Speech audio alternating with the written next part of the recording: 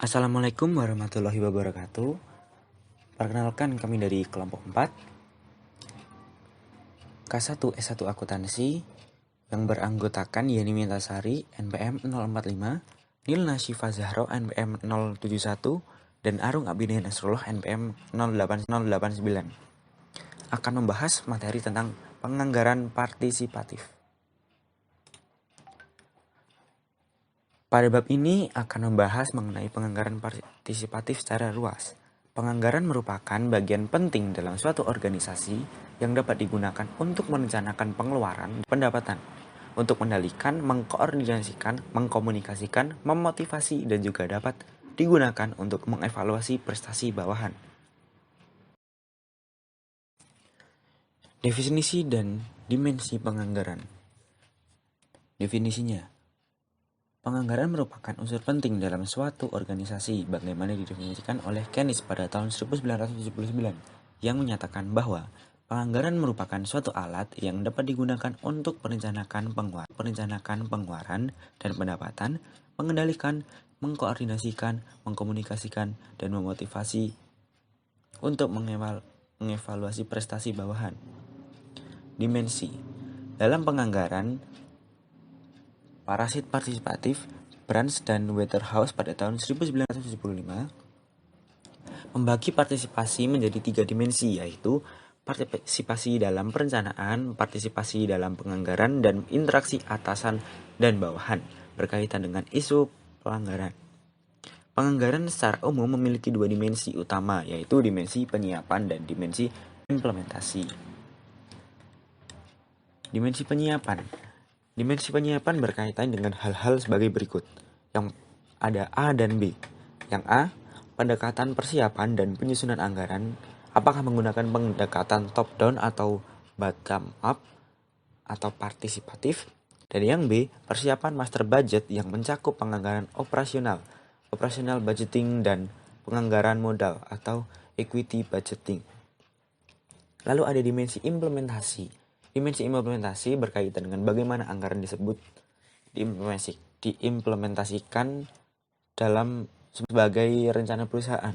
Dimensi implementasi disebut juga dimensi perilaku, yaitu reaksi yang dapat timbul dari pelaksanaan anggaran atau support. Fungsi dan tujuan penganggaran.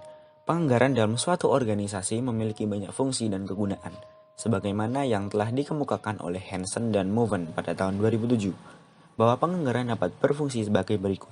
Yang pertama, mendorong manajer untuk selalu menyusun rencana. Lalu yang kedua, menyediakan informasi yang digunakan untuk meningkatkan proses pengambilan keputusan. Yang ketiga, sebagai standar untuk mengevaluasi kinerja. Yang keempat, penganggaran dapat meningkatkan komunikasi dan koordinasi. Penganggaran partisipatif.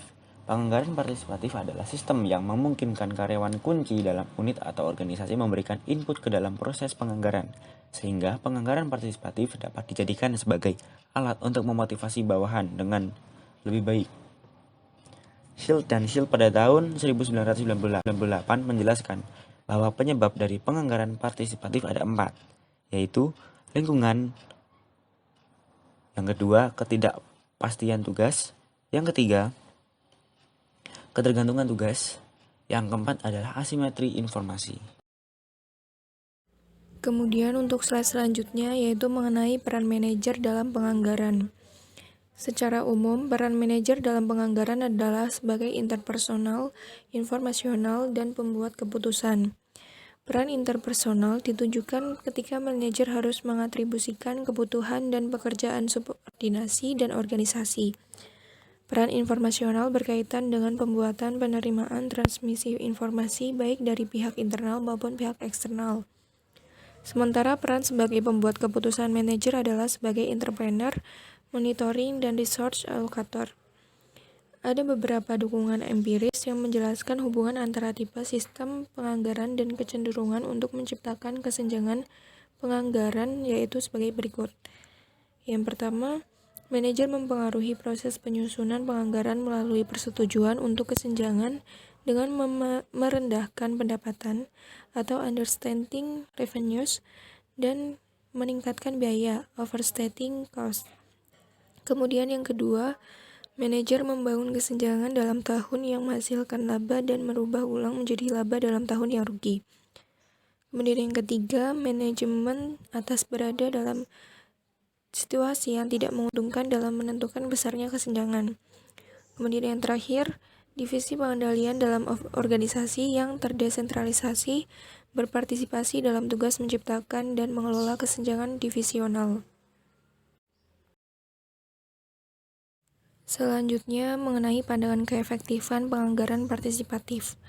Partisipasi dalam penyusunan anggaran mencakup keterlibatan dari bawahan dalam penyusunan standar yang mempengaruhi operasi dan penghargaan atau reward yang mereka terima.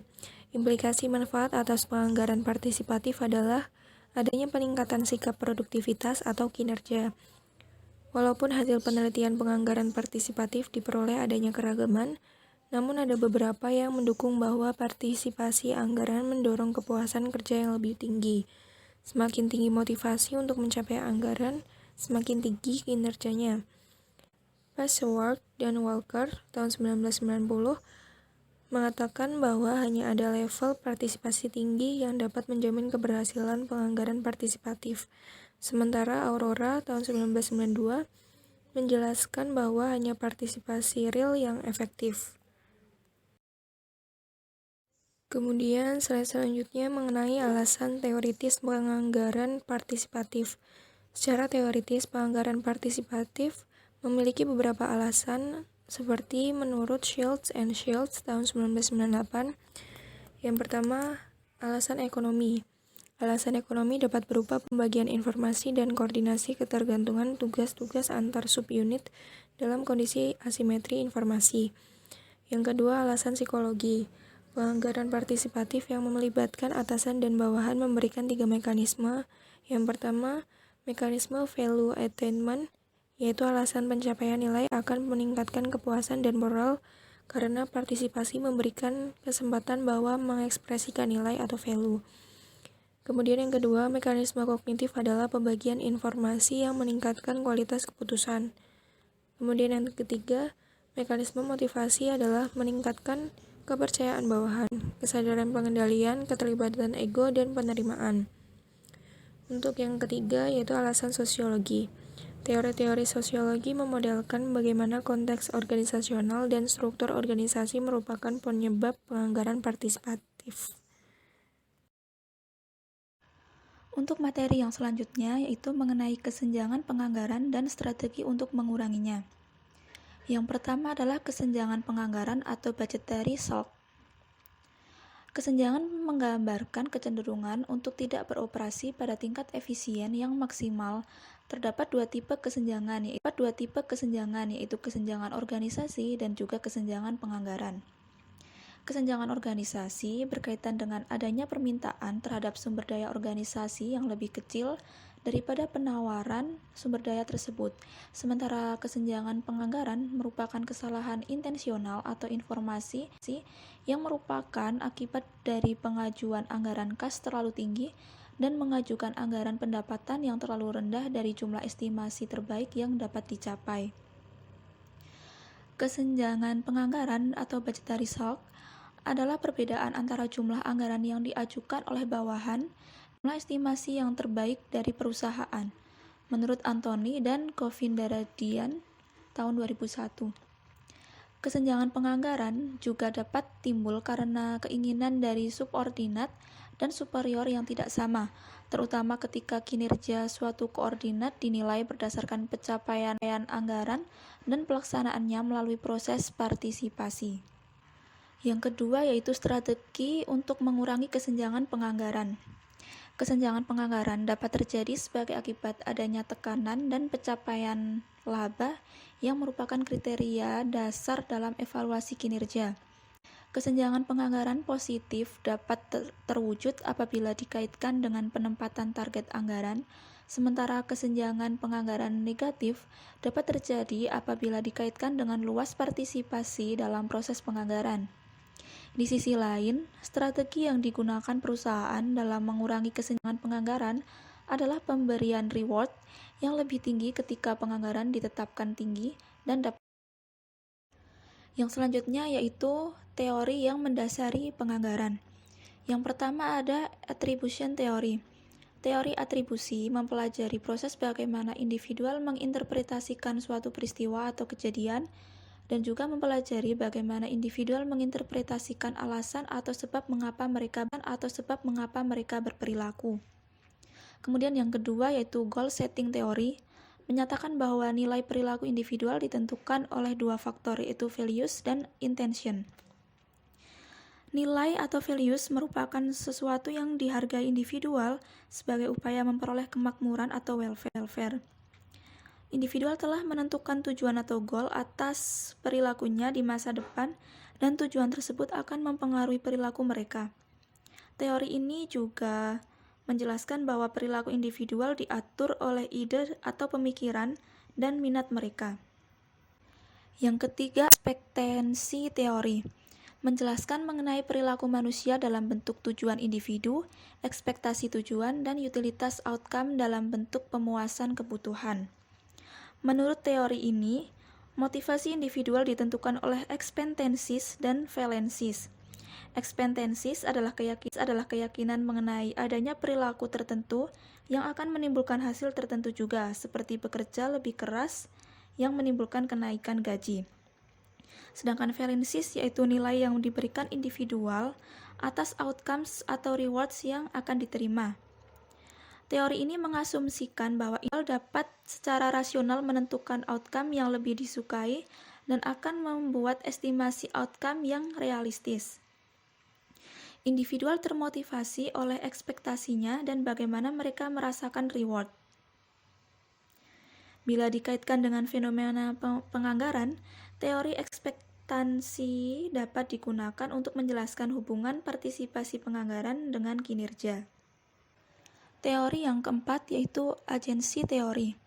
Teori ini memandang bahwa perusahaan sebagai titik temu hubungan keagenan antara pemilik perusahaan dengan manajer perusahaan. Teori ini memandang bahwa prinsipal membawai agen untuk melaksanakan kinerja yang lebih efisien. Teori agensi juga berasumsi bahwa kinerja perusahaan ditentukan oleh usaha dan pengaruh kondisi. Selanjutnya yaitu contoh-contoh dari riset penganggaran. Yang pertama ada riset Keynes tahun 1979. Studi ini meneliti hubungan antara karakteristik anggaran terhadap sikap dan kinerja manajerial. Fokus penganggaran ditujukan untuk menguji pengaruh berbagai karakteristik penganggaran, yaitu partisipasi penganggaran, kejelasan sasaran anggaran, umpan balik penganggaran, evaluasi penganggaran, dan kesulitan sasaran anggaran terhadap dysfunctional behavior yang meliputi job tension serta variabel motivasional seperti cost efficiency, job performance, dan job satisfaction. Kemudian riset yang kedua yaitu dilakukan oleh Murray tahun 1990.